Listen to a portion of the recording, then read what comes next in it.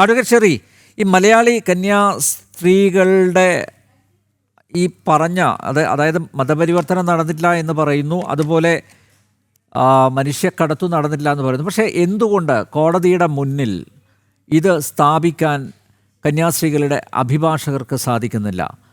നോക്കൂ, മജിസ്ട്രേറ്റ് കോടതി ജാമ്യം തള്ളി, അതുപോലെ ഈ സെഷൻസ് കോടതി ചില സാങ്കേതിക പ്രശ്നങ്ങൾ ചൂണ്ടിക്കാട്ടി അത് NIA കോടതിയിലേക്ക് അയച്ചിരിക്കുകയാണ്. അപ്പോൾ ഇവിടെ പ്രധാനമായിട്ടും ഒരു പെൺകുട്ടിയുടെ മൊഴിയുണ്ട്. ആ മൊഴി തന്നെയല്ലേ ഇവർക്കെതിരെ നിൽക്കുന്നത്? അതിൽ ആ കുട്ടി കൃത്യമായിട്ട് പറയുന്നുണ്ട്, എനിക്ക് താല്പര്യമൊന്നുമില്ല, മാതാപിതാക്കൾക്ക് താല്പര്യം ഉണ്ടായിരുന്നുള്ളത് ശരി, പക്ഷേ എനിക്ക് താല്പര്യമില്ല എന്ന് ആ കുട്ടി തന്നെ ഒരു മാധ്യമത്തോട് തുറന്ന് പറയുകയാണ്. കൃത്യമായിട്ടുള്ള മൊഴി കൊടുത്തിട്ടുണ്ട്. ഒരു പക്ഷേ ആ മൊഴിയായിരിക്കില്ലേ ഇവർക്ക് എതിരെ നിൽക്കുന്നത്? 3 കുട്ടികളിൽ ഒരു കുട്ടിയെങ്കിലും പറഞ്ഞാൽ ആ മൊഴി അവിശ്വസിക്കേണ്ട ആവശ്യം ഇല്ലല്ലോ. ഇപ്പം നോക്കൂ, മാത്രമല്ല ഇത് ഈ സെഷൻസ് കോടതിയിൽ ഈ കേസ് പരിഗണിക്കാനാവില്ല. അത്തരത്തിലുള്ള സാങ്കേതികതകളൊന്നും അറിയാത്തവരാണോ ഈ മലയാളി കന്യാസ്ത്രീകളുടെ അഭിഭാഷകർ?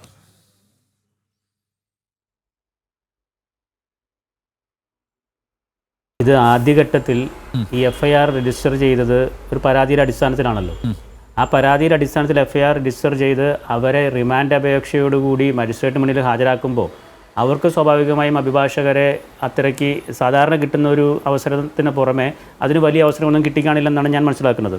മാത്രമല്ല, ആദ്യഘട്ടത്തിൽ ചിലപ്പോൾ മജിസ്ട്രേറ്റ് കോടതി ഇതുപോലത്തൊരു വിഷയമായതുകൊണ്ടും 7 വർഷം വരെ ശിക്ഷ കിട്ടാവുന്ന ഒഫൻസാണ് ആദ്യം ഇട്ടെന്നാണ് കണ്ടത്.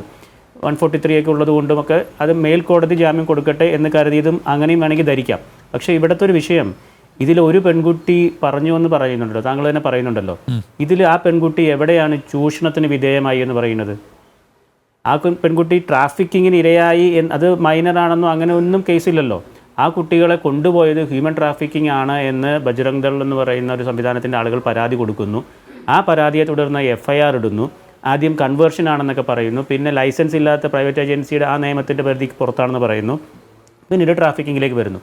ഇങ്ങനെ വരുമ്പോൾ സ്വാഭാവികമായിട്ടും എവിടെയാണെങ്കിലും നമ്മൾ ഇവരെ അവിടെ കസ്റ്റഡി അപേക്ഷയുമായി മജിസ്ട്രേറ്റ് മുന്നിൽ കൊണ്ടുപോകുമ്പോൾ അവിടുന്ന് ജാമ്യം കിട്ടുക എന്നുള്ളത് നമുക്ക് പറയാൻ പറ്റില്ല. അത് പല സാഹചര്യങ്ങളനുസരിച്ചിരിക്കും. പക്ഷേ ഇവിടെ ഏറ്റവും പ്രധാനപ്പെട്ട ഒരു വിഷയം, ഇതിനെ രാഷ്ട്രീയവൽക്കരിക്കുന്ന എന്തിനാണെന്ന് എനിക്ക് മനസ്സിലാകുന്നത്. ഈ ചർച്ചയിൽ തന്നെ എൻ്റെ സമ്മതമില്ലാതെയാണ് എന്നെ കൊണ്ടുപോകുന്നത് എന്നൊരു കുട്ടി പറഞ്ഞാൽ ഒരുപക്ഷെ ആ കുട്ടിക്ക് എന്താണ് ചൂഷണം എന്നൊന്നും അറിയാത്ത ഒരു കുട്ടിയാണ്, പ്രത്യേകിച്ച് ആദിവാസി മേഖലയിൽ നിന്ന് വരുന്ന ഒരു കുട്ടിയാണ്. കിഡ്നാപ്പിംഗ് അല്ലേ ഇടേണ്ടത്?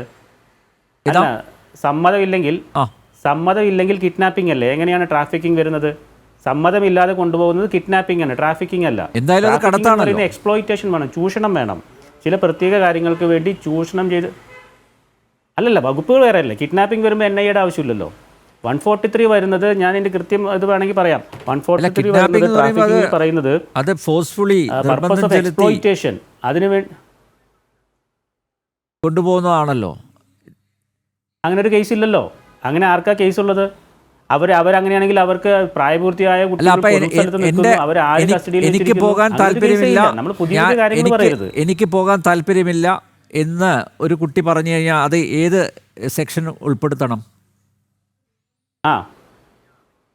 അപ്പോൾ റോങ്ഫുൾ റെസ്ട്രെയിൻ്റ് ആയി, അല്ലെങ്കിൽ കൺഫൈൻമെൻ്റ് ആയി, ഒരു തടങ്കലിൽ വെച്ചു എന്നാൽ എനിക്ക് റോങ്ഫുൾ റെസ്ട്രെയിൻറ്റ് വരാം, കൺഫൈൻമെൻറ്റ് വരാം. അതൊക്കെ വേറെ വേറെ വകുപ്പുകളല്ലേ. ട്രാഫിക്കിംഗ് എന്ന് പറയുന്നത് എന്താണ്? Purpose of exploitation.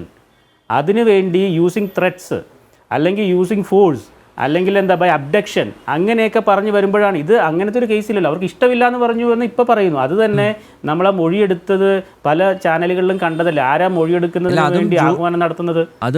അതൊക്കെ വേറെ കൊണ്ടുപോവുകയാണ്. എൻ്റെ സമ്മതമില്ലാതെ എന്നെ ജോലിക്ക് കൊണ്ടുപോകുന്നു എന്നൊരു പെൺകുട്ടി പറയുമ്പോൾ അതിന്റെ ഗൗരവം അത് ആഴത്തിൽ പരിശോധിക്കുകയാണെങ്കിൽ താങ്കൾ ഈ പറഞ്ഞതൊക്കെ അതിൽ ആ പെൺകുട്ടിക്ക് അങ്ങനെ ഒരു പരാതി ഇല്ലല്ലോ.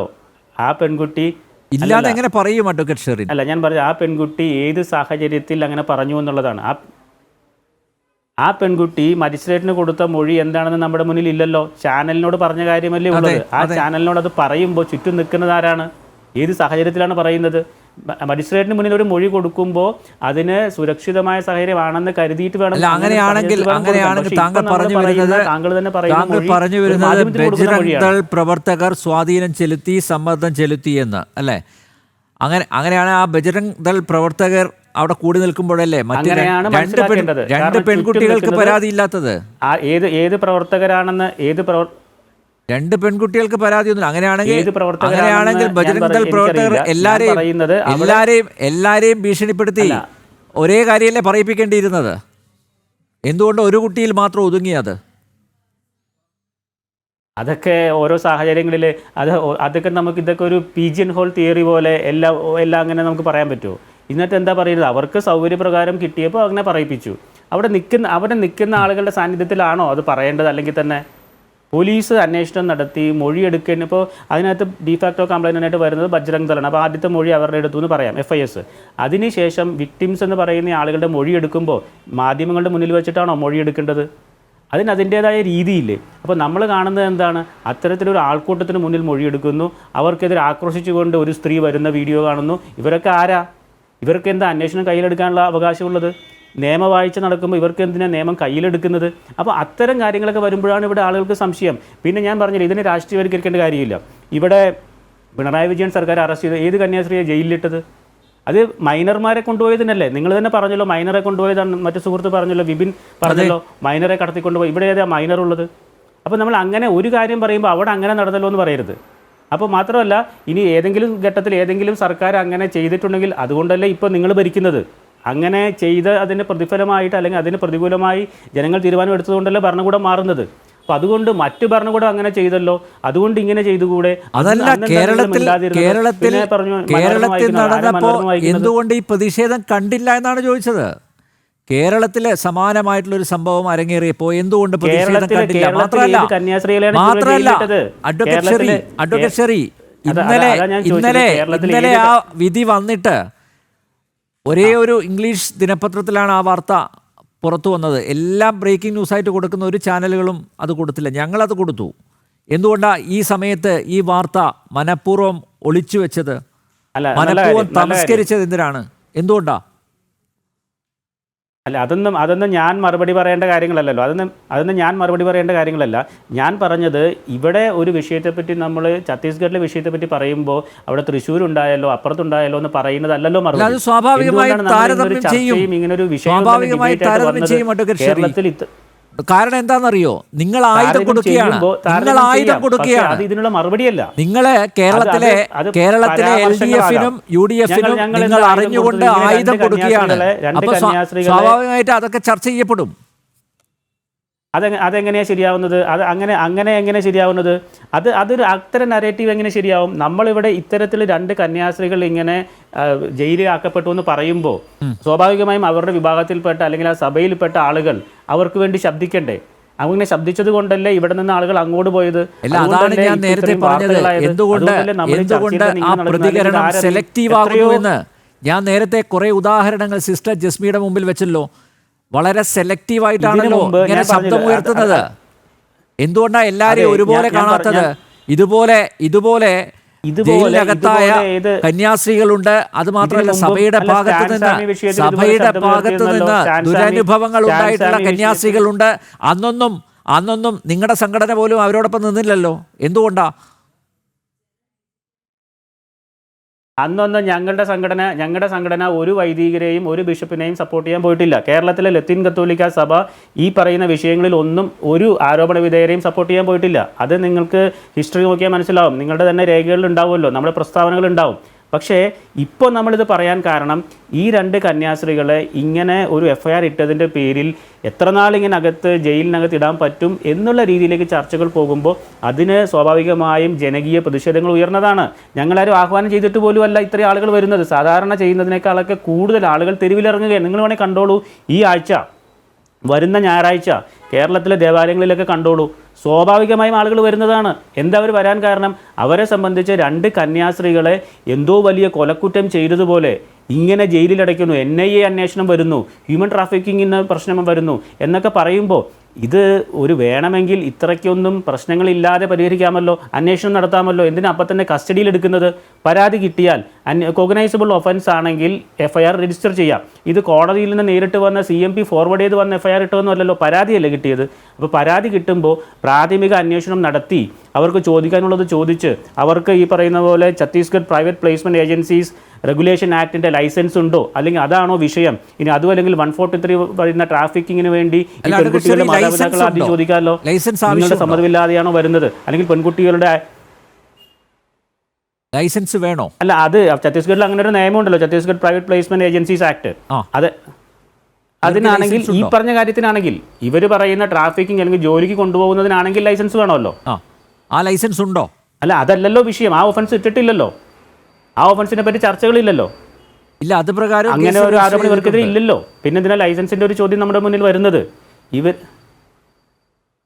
അപ്പോൾ അതുകൊണ്ട് ഞാൻ പറഞ്ഞത് അത് അപ്പോൾ ഏതൊക്കെയാണ് FIRൽ ഇട്ടിരിക്കുന്നത് എന്ന് അന്വേഷണം നടത്തിയിട്ട് വേണ്ടേ അത് പറയാൻ. അത് പ്രകാരം കേസ് രജിസ്റ്റർ ചെയ്തെങ്കിൽ എന്തിനാണ് 143 വരുന്നത്? 143യും ആ ആക്ടുമായിട്ട് ഒരു ബന്ധമില്ല.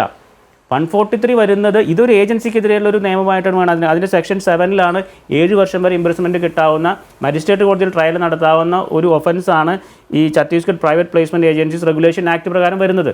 അതിൽ സെക്ഷൻ 4ൽ പറയുന്ന ലൈസൻസ് ഇല്ലെങ്കിൽ ചെയ്യാവുന്ന ഒരു കാര്യം. ആ ഘട്ടത്തിലേക്കല്ലല്ലോ അന്വേഷണം പോയത്. അതിൻ്റെ പേരിൽ ഹ്യൂമൻ ട്രാഫിക്കിംഗ് എങ്ങനെയാകും? ലൈസൻസ് ഇല്ലാത്തൊരു ഏജൻസി അന്വേഷണം നടത്തി ഒരു ജോലിക്ക് കൊണ്ടുപോയി എന്ന് തന്നെ ഇരുന്നോളൂ, ഫോർ ആർഗ്യുമെൻറ്റ് സേക്ക്. അങ്ങനെ വന്നാൽ പോലും അതെങ്ങനെയാണ് വിക്ടിംസിൻ്റെ ഇഷ്ടത്തിനെതിരാകുന്നത്?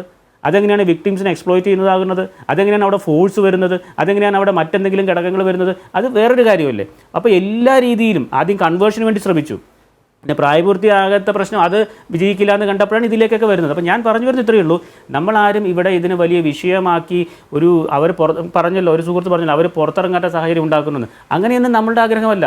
അതൊക്കെ നമ്മൾ മറുപടി പറയാൻ വേണ്ടി പറയുന്നതാണ്. ഇവിടെ ആർക്കെതിരെ ഇപ്പോൾ ഞങ്ങൾ സ്റ്റാൻസാമി വിഷയത്തിൽ ഞങ്ങൾ ഇതേപോലെ തന്നെ ചെയ്തിട്ടുണ്ടല്ലോ. കേരളത്തിൽ നിന്നല്ല, ഇന്ത്യയിൽ എവിടെ, ഇപ്പോൾ മണിപ്പൂരിൽ ഞങ്ങൾ ഇതുപോലെ പ്രതികരിച്ചിട്ടുണ്ടല്ലോ.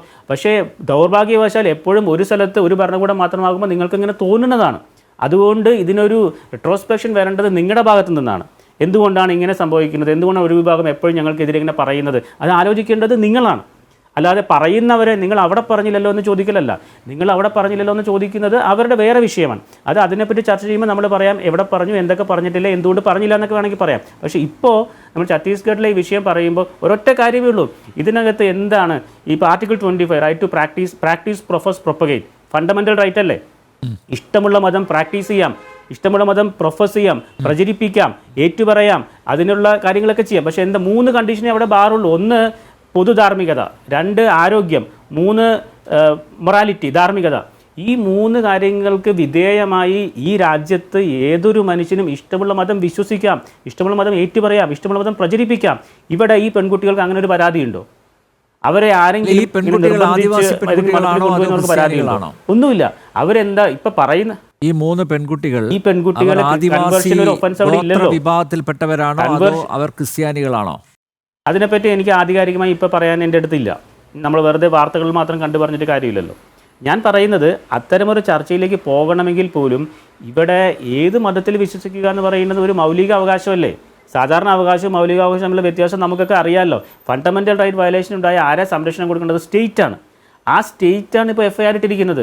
അപ്പോൾ വേണമെങ്കിൽ ഒരു പരാതി കിട്ടിയപ്പോൾ അന്വേഷണം നടത്തി ഇവരോട് ചോദിച്ച് രേഖകൾ ആവശ്യപ്പെടാം. ഈ പെൺകുട്ടികളുടെ അപ്പനും അമ്മയൊക്കെ വിളിക്കാം, മാതാപിതാക്കളെ വിളിക്കാം. അതൊന്നും ചെയ്യാതെ നേരെ അവരെ റിമാൻഡിലേക്ക് പോകുന്ന തരത്തിലേക്കുള്ള നടപടികൾ ഉണ്ടാക്കിയത് കൊണ്ടല്ലേ പ്രശ്നം ഉണ്ടായത്. അപ്പോൾ ആരാണ് ഇങ്ങനൊരു സാഹചര്യം ഉണ്ടാക്കിയത്?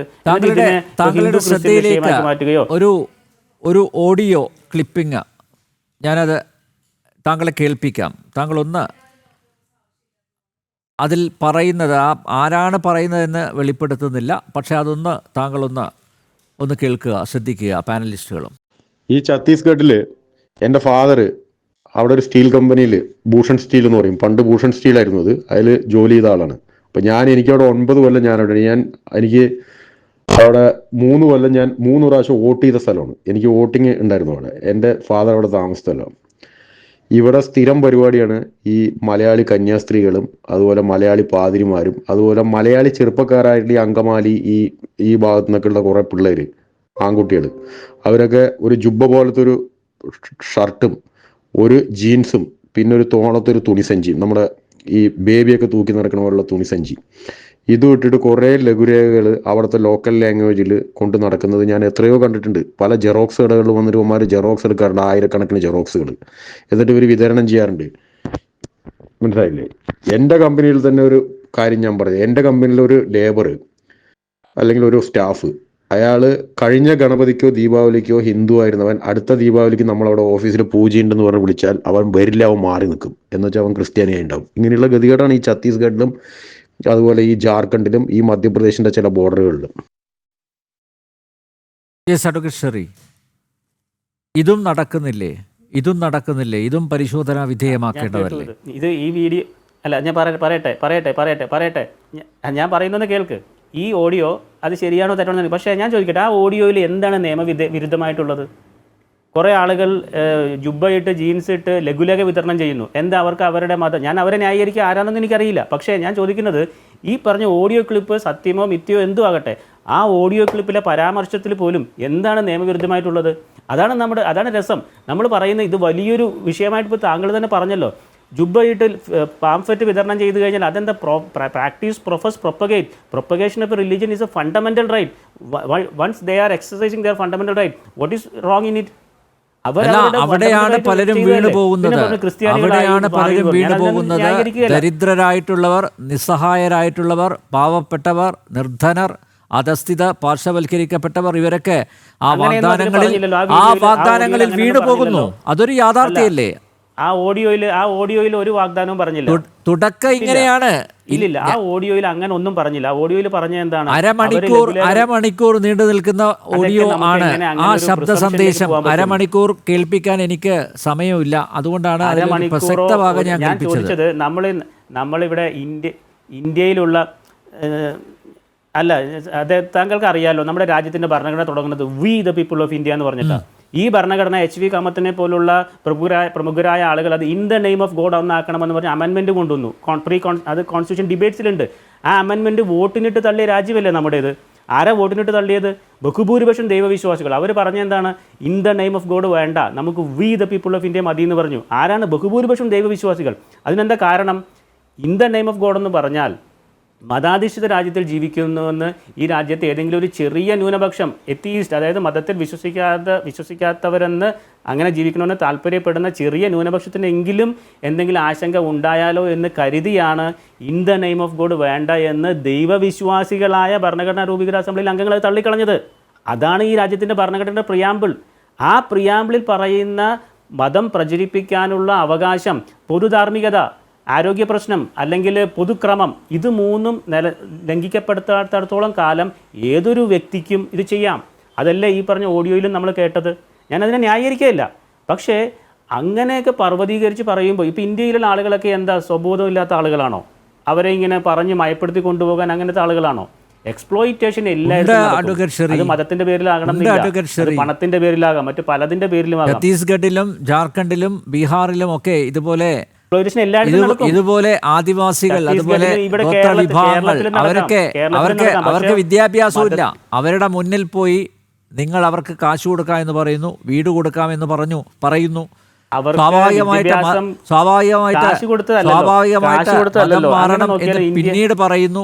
ആ ഒരു പ്രക്രിയയാണല്ലോ അത്. അപ്പോൾ അങ്ങനെയുള്ളവർ വീണു പോയാൽ എന്ത് ചെയ്യാൻ പറ്റും? ഇപ്പോൾ നിങ്ങൾ പറയുന്നു എല്ലാ അവകാശമുണ്ട്, നിങ്ങളുടെ മതം പ്രചരിപ്പിക്കാനുള്ള അവകാശമുണ്ട്, ഭരണഘടന അവകാശം നൽകുന്നുണ്ട്. പക്ഷേ ഞാൻ പറഞ്ഞതുപോലെ അവരുടെ ഞങ്ങളുടെ മാത്രമല്ലല്ലോ, ദൈന്യത, അത് ചൂഷണം ചെയ്യുന്നത് ആശാസ്യമാണോ എന്നുള്ളതാണ്. ദൈന്യത അല്ല, ഞാൻ പറയട്ടെ അതിനുള്ള അല്ല, മറുപടി പറയാൻ എന്നോട് അനുവദിക്കണം. ഹിന്ദു, സിഖ്, ജൈന, ബുദ്ധ, പാഴ്സി, മുസ്ലിം, ഈ എല്ലാ മതങ്ങളും പ്രചരിപ്പിക്കാമല്ലോ, ആർക്ക് വേണമെങ്കിലും പ്രചരിപ്പിക്കാമല്ലോ. അപ്പോൾ എന്താണ് ചെയ്യേണ്ടത്? ഹിന്ദു മതത്തിൻ്റെ, ഞാൻ അങ്ങനെ ഒരു ഡിബേറ്റിലേക്ക് പോകാൻ ആഗ്രഹിക്കുന്നില്ലെങ്കിൽ പോലും പറയുകയാണ്, ഇങ്ങനെ പറഞ്ഞുകൊണ്ട് മറുപടി പറയുകയാണ്. ഏത് മതത്തിൽ നിന്നാണ് അവർ പരിവർത്തനം ചെയ്യപ്പെടുന്നത് ആ മതത്തിലെ ആളുകൾക്ക് കറക്ഷനുള്ളൊരു സമയമല്ലേ അത്? അവരങ്ങനെ വിട്ടുപോകും. ഇപ്പോൾ ക്രിസ്ത്യനിൽ നിന്ന് എത്ര പേര് പോകുന്നുണ്ട്, പെന്തക്കോസ്റ്റിലേക്ക് പോകുന്നുണ്ട്, പലത്തിലേക്കും പോകുന്നുണ്ടല്ലോ. അപ്പോൾ എന്താ നമ്മൾ ചെയ്യുന്നത്? എവിടെയാണ് തെറ്റുപറ്റിയെന്നൊരു ഇൻട്രോസ്പെക്ഷനുള്ള സമയമായിട്ട് അതിനെ കാണണം. അതിന് പകരം പോകുന്നവരെ അല്ലെങ്കിൽ കൊണ്ടുപോകുന്നവരെ അവരുടെ തെറ്റുകുറ്റങ്ങളിലേക്ക് പോകലല്ല. അതാണ് ഇന്ത്യയും പാകിസ്ഥാനൊക്കെ തമ്മിലുള്ള വ്യത്യാസം. അതാണ് ഇന്ത്യയും മറ്റു രാജ്യങ്ങളും തമ്മിലുള്ള വ്യത്യാസം. നമ്മൾ 75 വർഷം സ്വാതന്ത്ര്യത്തിൻ്റെ സംവത്സരം എന്തുകൊണ്ട് എത്തി? അതിന് കാരണം ഇങ്ങനെ സ്വാതന്ത്ര്യം ഉള്ളത് കൊണ്ടാണ്. അപ്പോൾ ആ സ്വാതന്ത്ര്യത്തെ ആളുകൾ ഉപയോഗിക്കുമ്പോൾ ചിലപ്പോൾ നേരത്തെ സിസ്റ്റർ പറഞ്ഞ പോലെ ഏതെങ്കിലും പെന്തക്കോസ്ത വിഭാഗത്തിലെ ആളുകൾ പ്രശ്നങ്ങൾ ഉണ്ടാക്കുന്നുണ്ടാകും, അവരൊക്കെ കേസ് എടുക്കട്ടെ, അതിലൊന്നും നമുക്ക് തർക്കമില്ല. പക്ഷേ ഇപ്പോൾ കേൾപ്പിച്ച ഓഡിയോനെ ബേസ് ചെയ്താണ് ഞാൻ പറയുന്നത്, അതിൽ ഒരു കാര്യവും നിയമപരമല്ലാത്തതില്ല. അവർ ജീൻസ് ഇട്ട് പോകുന്നതിന് എന്താ കുറ്റം? അവർ ജുബ്ബായിട്ട് പോകുന്നതിന് എന്താ കുറ്റം? തോൾസഞ്ചി ഇടുന്നതിന് എന്താ കുറ്റം? അവർ പാംഫ്ലെറ്റ് വിതരണം ചെയ്യുന്നതിന് എന്താ കുറ്റം? 2022 ദീപാവലി ആഘോഷിക്കുമ്പോൾ കൂടെ നിന്ന ഒരു ചെറുപ്പക്കാരൻ, ഹിന്ദുവായിട്ടുള്ള ഒരു ചെറുപ്പക്കാരൻ 2023 ദീപാവലി ആഘോഷിക്കുമ്പോൾ കൂടെ ഇല്ല എന്ന് പറയുന്നത് അതിൽ ആരുടെ കുറ്റമാണത്? അത് എന്തുകൊണ്ട് പോയി അന്വേഷിക്കണ്ടേ? അത് മതി. തെറ്റ് കാണുന്നതല്ല, അത് എങ്ങനെ പോയി, എന്തുകൊണ്ട് പോയി എന്ന് അന്വേഷിക്കണ്ടേ? അപ്പോൾ ഒരു മതത്തിന്റെ ഭാഗത്ത് അല്ലെങ്കിൽ ഒരു സമുദായത്തിന്റെ ഭാഗത്തുള്ള വീഴ്ചകൾ അത് പരിശോധിക്കണം. അത് പോയിട്ടുണ്ടെങ്കിൽ ആ മതത്തിൽ അല്ലെങ്കിൽ ആ സമുദായത്തിൽ എന്തെങ്കിലും കുഴപ്പമുണ്ട് എന്നാണ് പറയേണ്ടത്, അല്ലേ? അതാണല്ലോ താങ്കൾ ആ ഒരു നട്ഷല്ലിൽ അങ്ങനെയാണല്ലോ അതിനെ വിവക്ഷിക്കുന്നത്. എല്ലാവരും അന്വേഷിക്കണം, ക്രിസ്ത്യൻസ് ആണെങ്കിലും അന്വേഷിക്കണം. അത് ഏത് മതത്തിലാണെങ്കിലും, അതെ, ഏത് മതത്തിലാണെങ്കിലും കറക്ഷന് വിധേയമാകണം, അതിനുള്ള അവസരങ്ങളായി കാണണം. ഓക്കെ